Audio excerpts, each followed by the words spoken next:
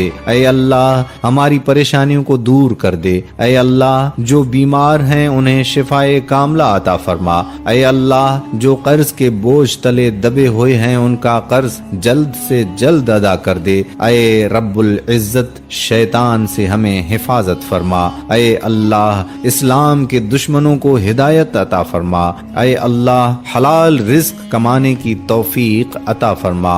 ऐ परवरदिगारे आलम हमें तुझसे मांगना नहीं आता लेकिन तुझे देना आता है। तू हर चीज पर कादिर है।